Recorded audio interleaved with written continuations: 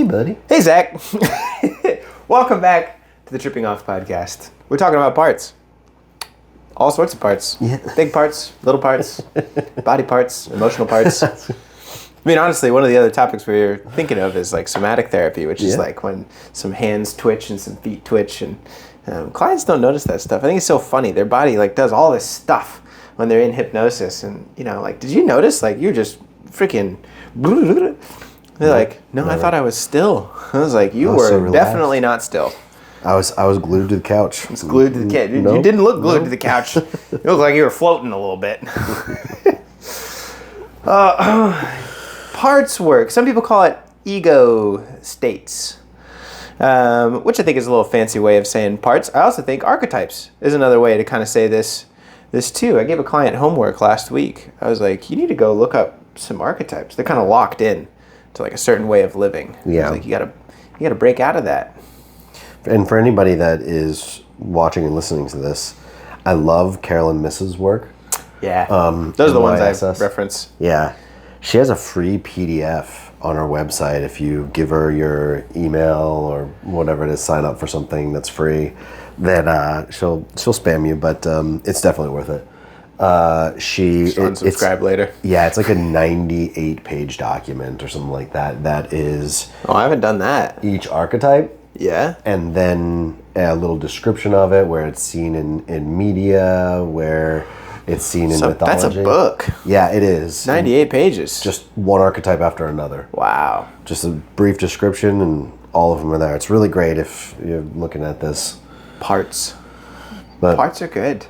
Where do we start with a conversation with parts? Like, what is a part? How do you think of a part?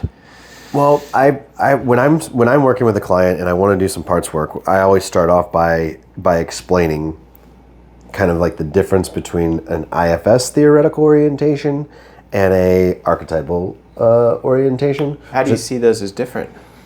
IFS more looks at it as just like a part of you that doesn't attach it to like underlying archetypes. So they focus more on like age, situation, need, those types of things, where I think a lot of those needs are inherent in the archetypes. Yeah. And the archetypes give a little bit more description. So an IFS person would be like, oh yeah, the 3-year-old version of yourself that wants this and this and this and this. A Jungian analyst would be like, oh yeah, the young knight inside of you who wants this, this, and this. And it's like, I think it's so much more powerful if you can describe what it would be like. And this is, it hits clients so much harder when I'm saying like, okay, so you have a part of you that's 3 years old that was trying to play the knight and got hurt. So you have a 3-year-old knight inside of you that's running around trying to protect you. Trying to kill that dragon. Yeah. And so how would a 3-year-old knight act? Just like that part is acting. Yeah. So that helps me a lot. How does that help you specifically? It sounds like the Jungian helps you a little bit more, is what you're saying. I don't know if I would say more. It's just I like when we're identifying the parts to be able to add an archetypal nature to it. So you kind of combine. Yeah. Yep.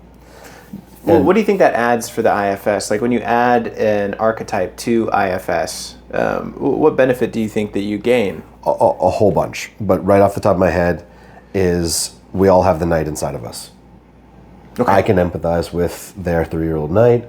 Yeah. You've got the knight. They've got the knight. Everybody's got the knight inside of us. And so it's this almost like normalization of that part, especially when it's added, when what Jungian analysts do is they don't put an age to it or assign it to like traumas as well, I think, as IFS does. Okay.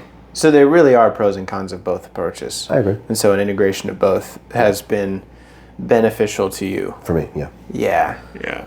I don't find myself, I believe it's just out of a lack of familiarity with the terms and the concepts of IFS. I mean, I know it, but I don't routinely use it in my practice. I recognize that I use IFS principles, but I don't generalize them into the parts that IFS does. I'm just like, oh, so that 7-year-old who experienced this is still in there. Right. So it's very personal. Right. It's just like there's still a 10-year-old Jesse who, wants to be good enough. I'm sure that's an IFS part, right? But I'm Yeah. not, contextualizing it to an IFS part. I'm just like, oh yeah, 10-year-old Jesse. And Right. I'll reference 10-year-old Jesse a lot of time, kind of combining with maybe a couple key archetypes that 10-year-old Jesse was trying to play. Exactly. That's kind of my approach. Not that I would say that's necessarily better. It's just probably a lack of familiarity with the terms. There's like firefighters and managers in IFS. Yeah. Well, and that's the power of IFS too, is there's a structure behind the healing aspect of it. Yeah. A lot of structure there. Don't tell me what to do. Yeah. That's Jesse. I feel the same way. There's a lot of structure, a lot of details to it. Like, why did a firefighter become a firefighter? There's a huge amount of exploration that you can do there, which is great. You're seeing my grin. Yes. And you're grinning back. Yes. I don't care. Yes. Not that there's anything wrong with IFS. I love that. I just think there's a little bit of conflict with me. It's like, I'll come up with my own categories. Thank you very much. Yeah. Yeah. That's my stubbornness. Well, and I think, me too. I think it can be a little bit pedantic, and I think that a lot of people that really do use IFS, you have to find out what all of the structure is to kind of push it aside. As with any good learning. To be fair, Yeah. I also don't want to do that. Well, maybe back to the core question. Why does anybody listening to this care about their parts? Why should anybody listen? Because you have to, or you will get very sick. I think it's a great way to put it. Right? I think it's a great way to put it. I would say because you'll get lost. Well, I think it's an over-identification, like going back to what you said as far as ego states, there's an over-identification when we don't label our parts. For example, how many times has the client said this to you? Okay. I don't want to do this thing that I'm doing. No, you do. Yeah, all the time. Yeah. But maybe a minority part of you doesn't want to do that. Mm-hmm. Maybe there's groups of parts of you that don't want to do that. But the majority of you wants to do that. Because you're doing it. Because you're doing it. Yeah. And as I always say is, like, we only do the things that we want to do. And people push back at that so much. They're like, no, I don't want to do this. I have to do this. Or what? Well, then I'll be hurt. So be hurt. I don't want to. Okay, there's your point. Yeah. That seems so silly to me. I usually, what that looks like for Jesse in counseling is confusion. I model confusion often. And my interns will ask me all the time, they're like, how do you confront a client about that? I was like, it's very easy. You just show them how confused you are about the confusing things that they're doing. They're like, I don't want to do that. I'd be like, well, hold on a minute. That doesn't make any sense to me. And I'll say that. I'd be like, that's interesting. My interns quote me all the time. They're like, that's interesting. Because I say that all the time. They're like, well, that's interesting. I was like, you don't want to do it, but yet you continue to do it. Well, can you help me understand? Yeah. I'm confused. It's a whole lot easier to not do this thing that you don't want to do. Right. So why do you... Well, I don't get it. And so that's what my confrontation looks like. It's just modeling confusion. One of my interns called me out the other day that I knew that I did this, but I didn't know how much I did it. My version of, that's confusing is You do have a very particular Zach. Yeah. I do think that you're right, though. You'll get very sick. Yeah. You'll get very sick. And I think specifically that is because unless you break the whole down into its parts, you won't be able to fix the whole.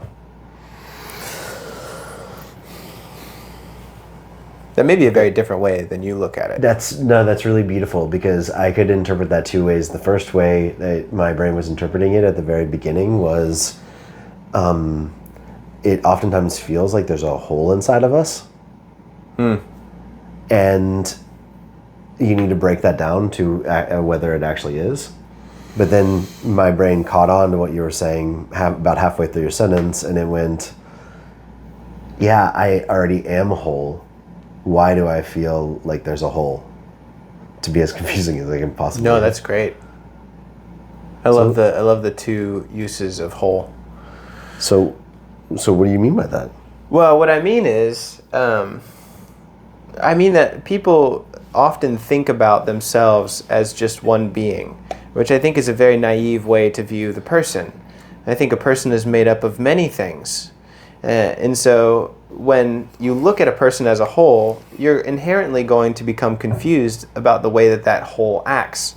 There are many forces that drive a person to do what they're doing. I mean, maybe you could simplify that down to sort of a core drive and desire, but the way that core drive and desire manifests in the person is it kind of splits into, well, I'm applying that to a social domain, a physical domain, an emotional domain, a mental domain, right? Maybe I'm driven for success, right? Whatever.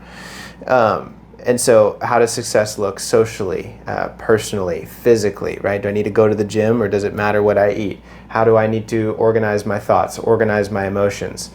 And so it branches out into this multi-pronged tree. But then what everybody else sees, and I think the way that clients view themselves is, but I'm one person, so I'm this way. And so until you break that down into the parts, right? And that's a very simple way to look at the parts. I think there's much more than that. Oh, yeah. Until you break it down to the parts and sort of recognize, well, I want to be successful. So successful looks like bullying my colleagues so they know that I'm the best.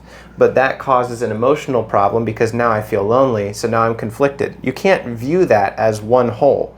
There are parts, and each part is operating differently. It's like looking at it like a Swiss watch and being like, well, it doesn't work. Well, it's much more nuanced than that. Yes, the clock, the watch doesn't work, but which piece of it is it that doesn't work? And I think the risk that you run, much more than just, being lost or being very, very sick, is you run the risk of throwing the entire watch away when perhaps it just needed a new battery. Right. And so I think we do that to ourselves. I think we start to get very suicidal and depressed and think, well, maybe I should just throw myself away because I'm not successful. Yeah. Well, what if 99.9% of your parts are fantastic, but there's this one little prick inside who's sabotaging the whole thing? I've got more than one little prick. Well, I think most of us do, but even if it was just one. That's enough to throw off the whole system, or at least to cause an aberration in the system that's significant enough to make you dissatisfied. Well, let me add to that, because I think this is something that you're really good at. And then I would love to hear you explain that from this perspective. Okay. Because I had this thought a long time ago, and I don't think that we've ever talked about it, but I had this thought a long time ago, and that just made it make a whole lot more sense for my knowledge of you. Every time that I've ever seen somebody come to you with a problem, a thought, a criticism, you're very I don't know, I can't even remember a time. But if I come to you and I was just like, hey, Jesse, you were an asshole yesterday. Your response, I would assume, would be something along the lines of, yeah, why? You have a general amazing power to accept whatever is coming at you. And now I'm thinking that it's because there's such a integration of what you're talking about you. Like, well, yeah, of course I could be a total prick. Yeah. Because there's a prick inside of me, and maybe he was coming out and I didn't notice it. Do you conceptualize it that way? Whenever somebody comes at me with a problem or even a question, I think what my mind does, this is partly because of the way that my brain thinks, is I can't really visualize it very well. And so when I'm presented with a problem in my head, it kind of looks like a sphere, right? And so the sphere, I receive that sphere from somebody else, and there's a little hammer inside of my head that hits it, and it shatters into a million pieces. And then I examine all of these different pieces. I'm trying to create a very visual metaphor because I'm not visual. And so it shatters into these million pieces. And I was like, well, apparently this did not go the way that I intended it to go. So I have to break this apart and look at each piece because each piece is performing a function inside of the whole. And I need to know which piece it is that isn't working right. And I think that's why I build business the way that I do.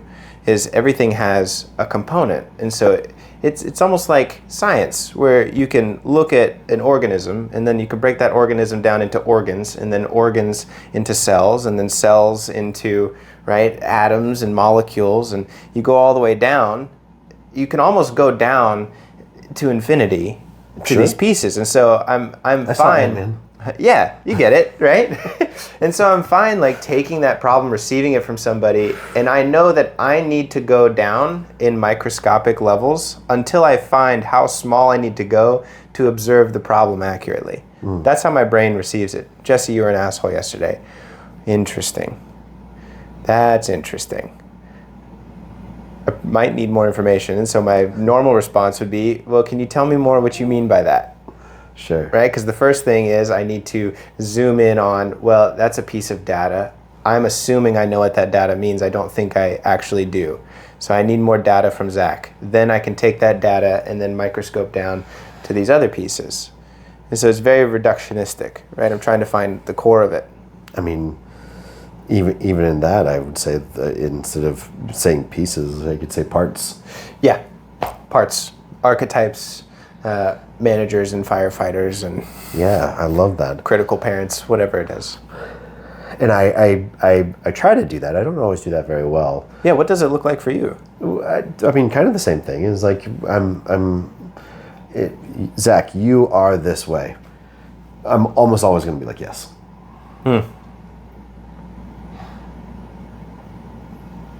But why in this case? You know, True. I'm very curious as to what it means for you to have experienced that, and I wonder what parts are coming out for you in those parts that were there. Like maybe that part was with me when it popped up and we had that interaction with each other, where it felt like you could say that my entire identity is this one part. I don't think that my entire identity is this one part, but I think it's naivety. Sure. To believe that a person is one part. Yeah. I think that's very much the issue that I run into. You see that with clients, like... I see it with therapists, talking about their practice and why it's not successful. Right.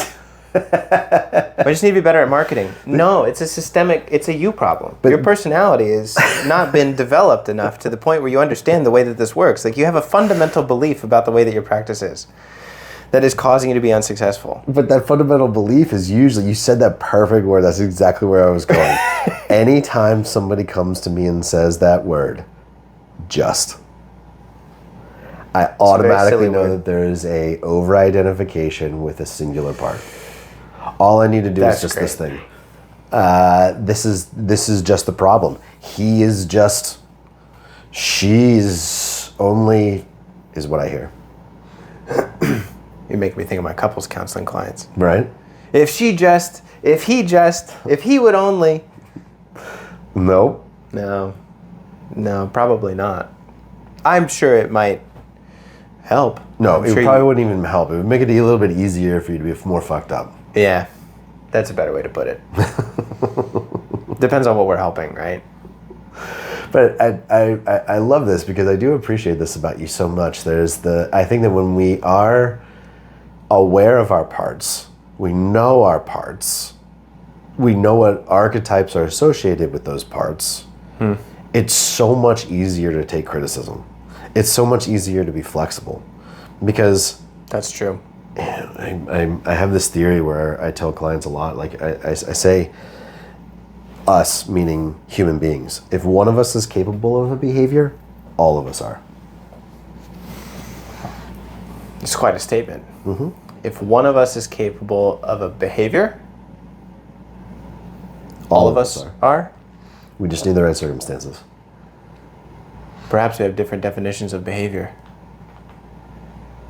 Maybe. How do you define behavior? I'd go ahead and say, I usually use the example of, if there's a Hitler out there, I could be Hitler. I was going to say, I certainly can't sink a half-court shot like Steph Curry might.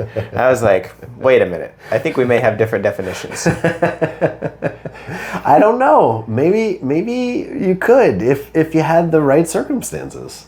Perhaps. Well, this gets into an interesting... We're totally derailing. This gets into an interesting topic when it comes to parts, because there's been a lot of very interesting conversation about acquired neurodiversity. Have you heard of this? Mm-hmm. And so I find myself talking about it quite a bit with my DID clients, multiple personalities, and how trauma can fracture the brain in a way that creates some neurodivergent tendencies or some neurodivergent ways of being that might not have otherwise be there, especially in childhood when the brain is still developing. It'll cause it to wire in a way that becomes semi-permanent when the brain's fully formed. 100%. I think that, I mean, even though I have a diagnosis, I disagree with the diagnosis because of that principle. You think it was acquired? Well, my diagnosis originally was ASD2. Okay. And now it's like, I really, like, I really disagree with that. I don't think that I could function the way that I function if I had ASD2. And I think that that's because of the trauma experiences.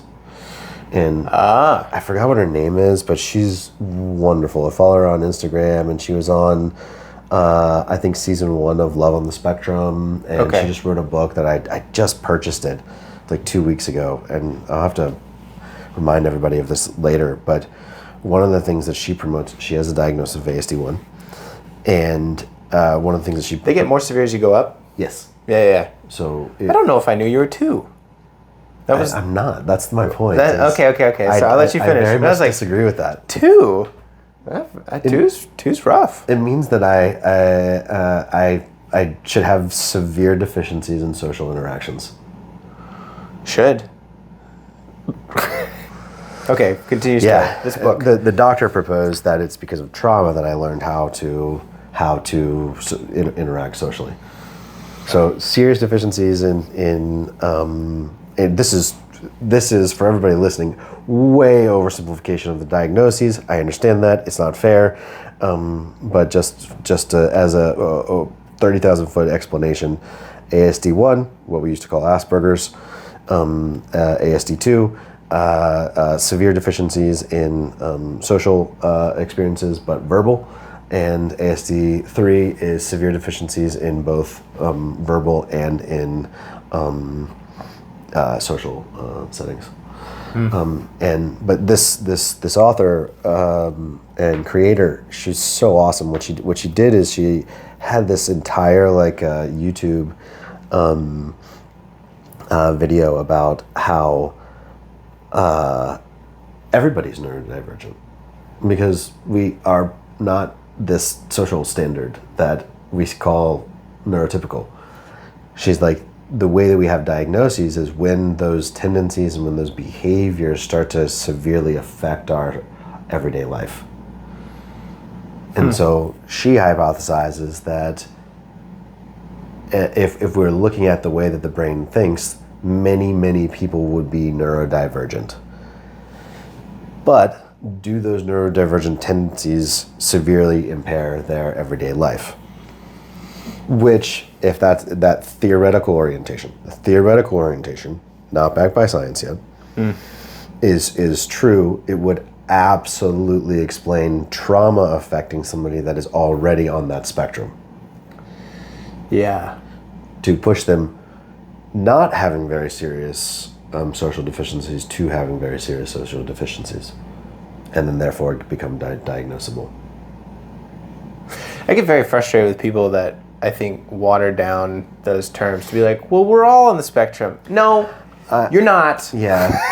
And then there's some people we're all ADHD. No, you're really not. It's just so I'm holding back my emotions. And I guess to define what I mean by that is, sure, there's different ways that people think. Some people have an internal voice. Some people can visualize inside their minds. Some people are visual learners, kinesthetic learners, auditory learners. Are we just going to call all of that neurodivergence?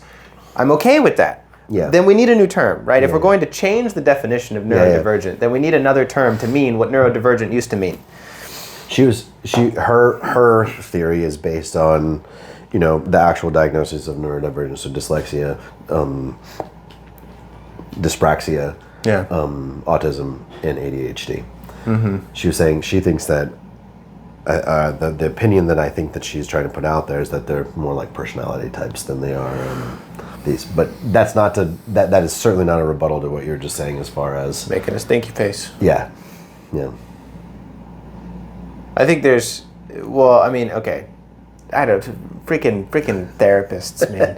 There's a big difference between a personality, right, and neurobiology, right? There's a way that your brain is wired, and then there's a way that you choose to express the way that your brain is wired, right? You can be an introvert and extrovert and be dyslexic. You can be intuitive or more linear and be dyslexic, right? Those are separate concepts to me, and I just think it's maybe disingenuous or sloppy to start to conflate those terms and to say dyslexia is a personality trait. To be fair to her, That sounds dumb. I think that what she was trying to describe was that it's like maybe like personality traits, but it's not just like your personality. So this doesn't mean that dyslexia has to be introversion, but there should be more personality types. There should be more personality types. I don't know if I agree with that, but I think that the well, it's very interesting. Theory is very interesting to me. I think that idea is very interesting. I think off of initial impressions, I would say I disagree. Yeah. What do you think? I don't know. I have some inherent problems in it, and also I like the idea of not looking at it like a diagnosis or a divergence even. I do think that we need new terms. I think the way that, based on all of the conflict in any relationship that I've ever had in my life, I definitely think that I think differently than the average person does. Yeah. Okay, all right. I love that. Separate topic. Here's where I'm going to get mad. And this is why I get so upset with this idea. Because, one, I think it is very important and it's very important that we start to create nuance inside of the way that we understand that people think, right? I think that is absolutely imperative. And you can see that as we progress, just as humanity, we go from very black and white and linear concepts to much more spectrum and nuance. I think that's important. The thing that I'm the most concerned about with this idea, and I see it inside of the neurodivergent community, is that we're going to run into the exact same problem that we ran into with gender. Right? You've got one side that is much more conservative, much more sort of old school, right? Classical values when it comes to gender. And that's fine. They have their belief systems. But I think as we've progressed as a species past needing to keep women pregnant and barefoot in order to progress the human race, right? There's all sorts of problems with this. But I'm using exaggerated terms. But, it makes sense that, we have these very, static ideas about man and women because when you're colonizing a new nation, the primary goal is till the land, make a lot of babies. Sure. We have gotten to a place where we don't need to till the land and make a lot of babies in the same way. Now we are much more focused on progress, especially scientific. And so it's much better to make sure that everyone has access to a good education, that everyone can find who they are and express their ideas and creativity, because that's what pushes us forward in this space. Translate that over to the neurodivergent sort of conversation. I think that I'm nervous that we're going to muddy these terms without much clarity in the same way that the terms were muddied about gender, sexuality, identity. I agree. And so then you're going to create arguments with much more traditionalists that I believe could be avoided if we were just a little bit more deliberate with our words. Also, I think that that's going to happen anyways, because this is the big thing in the autism spectrum. But I mean, just because something's going to happen anyways doesn't mean that we should do it sloppy to start with. Or we shouldn't do it intentionally. Yeah. Right. I mean, you're going to fall off your bicycle. Great, wear a helmet while you do it, please. Sure. The big debate is people get really offended by this. Well, it's the same thing with the gender conversation. I hope people don't think I believe that women should be barefoot and pregnant. I don't think anybody's. If they do, that's their issue. I realize I said that out loud, and I'm like, I'm certainly speaking in absolutely exaggerated terms to prove a point about something I strongly disagree with. Right. On that side, that's definitely not my opinion. If a part of you got offended by that, I would really recommend paying attention to that part. That's great. But this is the big debate: is do I have autism or am I autistic? I heard somebody talk about this the other day, and they said I have whiteness.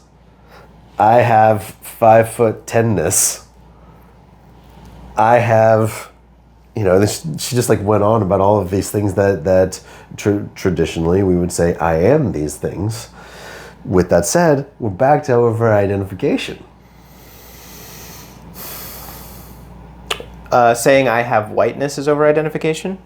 Saying I have whiteness is points out about how I over-identify and can over-identify as I am white. Because I would never say I have whiteness. Like, what is your race? I have Irishness. That's very postmodern of you.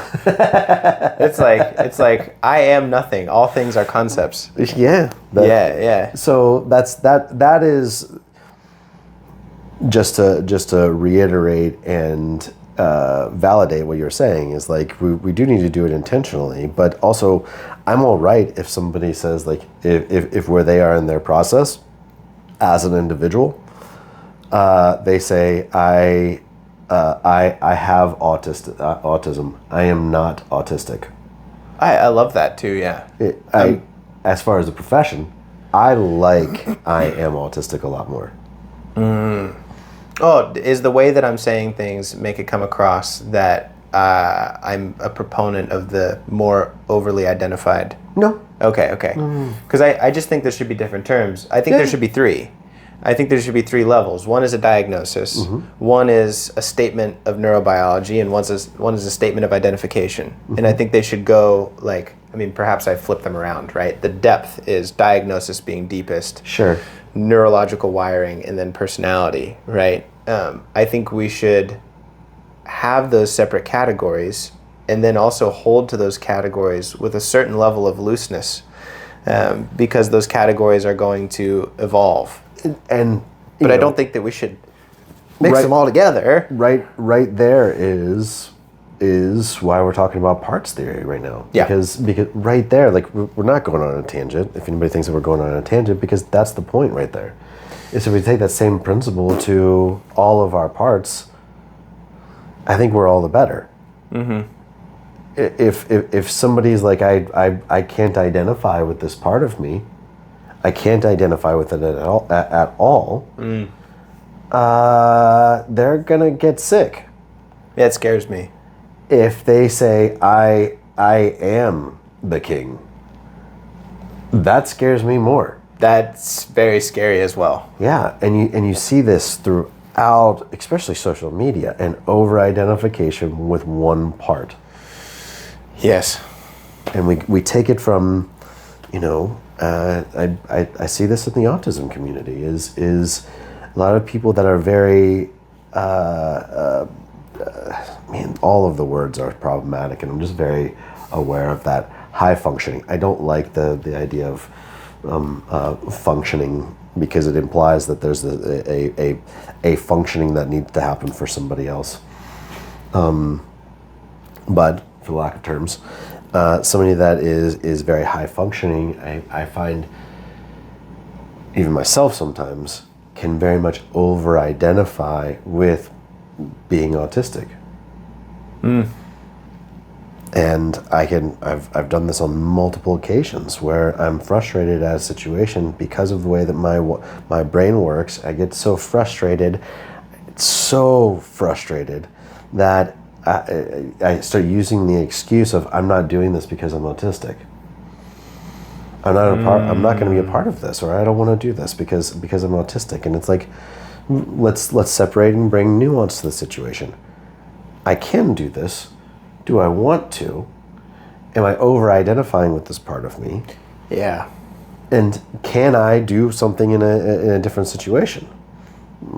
Could I do a different behavior? Is there a possibility of that? And my over-identification oftentimes says no.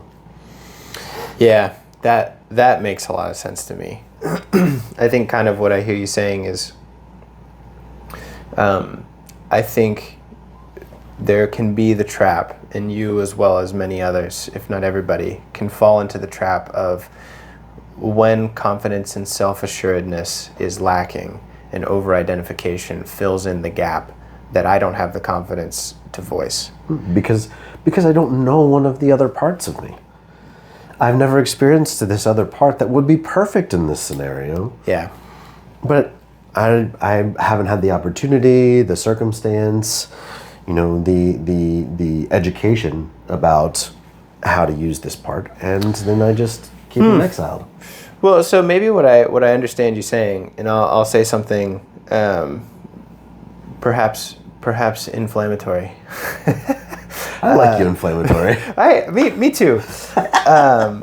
I'll say something perhaps controversial, because I hear in it the same sentiment which you just said, which is there is no behavior that a person's not capable of. Yeah. Maybe I still if one of us is capable of it, all of us are capable of it.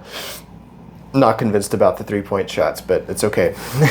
What I've been finding myself telling a lot of people in my teaching is there is no thought, emotion, or desire which is inherently bad. Yes. No thought, desire, or emotion is bad. Now, there can be unhealthy, dysfunctional ways of expressing or applying those thoughts, yes, emotions, desires. But I would venture that if something is a thought, an emotion, or desire, you have no control over those, and therefore they cannot be bad. I think bad requires a certain level of choice. If something is, it just is, right? Sure. I can't say that, because I have to sleep 6 to 8 hours a day, that is bad. It was just a fact. Mm-hmm. I don't know if facts can be bad. Mm-hmm. It's just truth, subjective as it may be. I have thoughts, I can't control them. I have emotions, I can't control them. I have desires, I can't control them.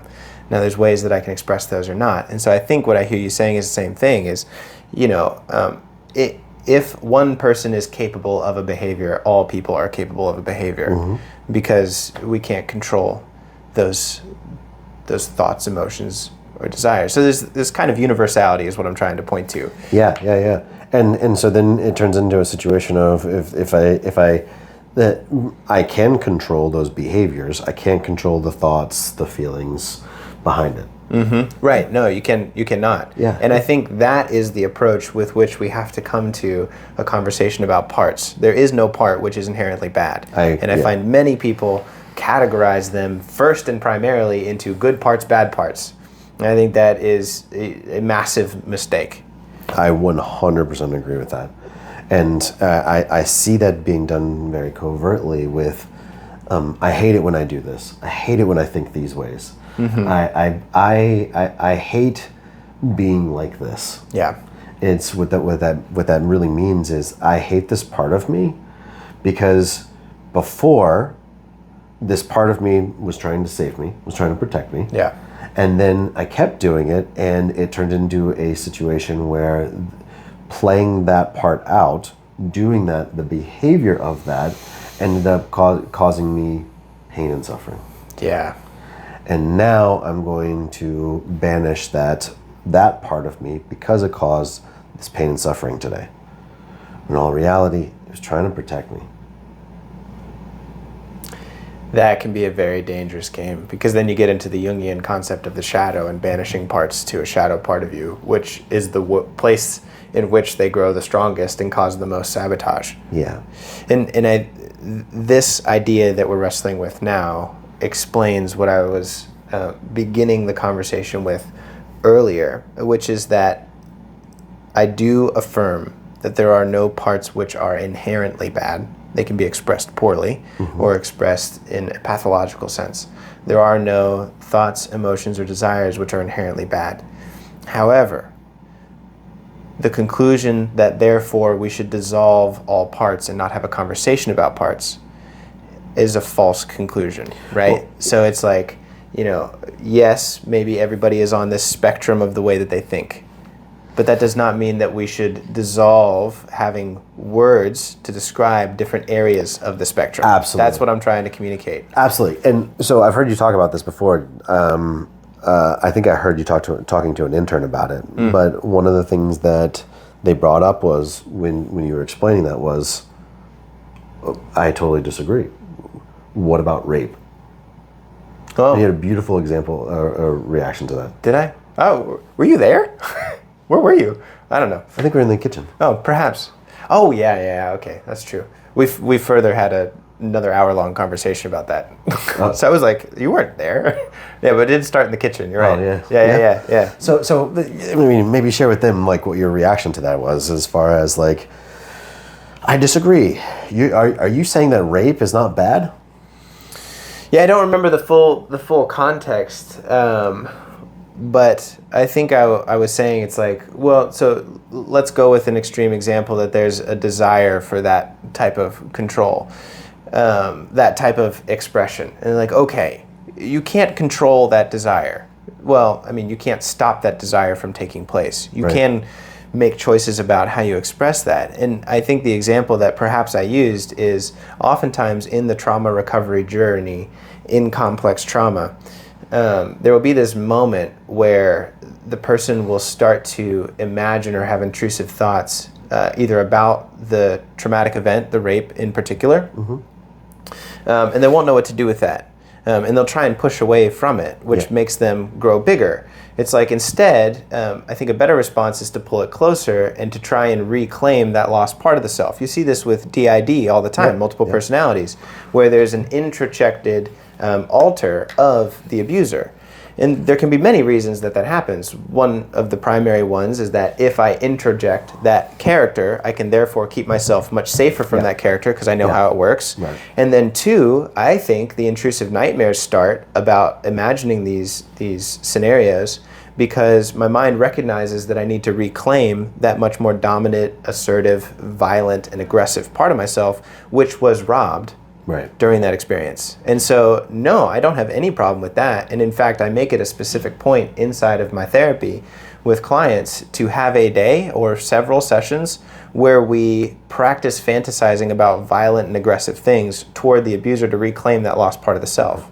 And so, no, I mean, I certainly don't think rape is a good thing, but I think in a world in which rape exists, we have to think about and ponder that concept and even internalize that concept so we can work with it, keep ourselves safe from it, and protect others efficiently. Otherwise, you're walking around in naivety by definition.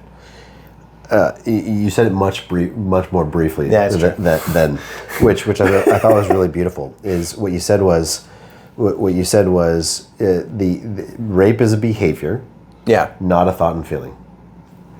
And that's a great. That was much shorter. Yes. Also that behavior is bad. The desire to work out an aggressive sexual feeling when the only concept that this person has the only social construct that they have to identify that part that has this rough sexual behavior is rape. That's the only concept. That they don't know anything else besides that because of their own experience. And so therefore it comes out as the unconscious mind saying rape. Yeah. It's a problem with the lack of experience and narrowness. Yeah, and so then it's just oversimplified, and then this concept comes up from the unconscious mind. This is my interpretation of it now. And that person is just sitting here not knowing what to do because there's these feelings of rape coming up, and they're just like, I'm bad. I am, over-identification, bad because of these feelings. When it was just an attempt to try and protect this person from the trauma that they couldn't process at the time. Yeah. It makes me think of this very silly Instagram video I saw. Yeah. It was this girl talking to the camera, like selfie mode, and just like having a conversation. She's like, ladies, you shouldn't be afraid of going to the gym just because there's big muscle dudes in there. I was like, you ever watch these muscle dudes? And she's going on. She's like, they all go in there and they lift their big old weights, and they're spotting each other and they're all real close. And then after they're done lifting the weights, they put them down and they all go over to the mirror and they flex. And then they comment on each other like, oh my gosh, you're looking so strong today. Oh my gosh, just look at those legs. They're just gorgeous, right? And like, it's just a bunch of girls. And it's like, and when they first come to the gym, they're like, they have these things called pump covers. Yep. I was like, because I guess when you don't work out for like a day, the muscles are kind of small, so they get embarrassed.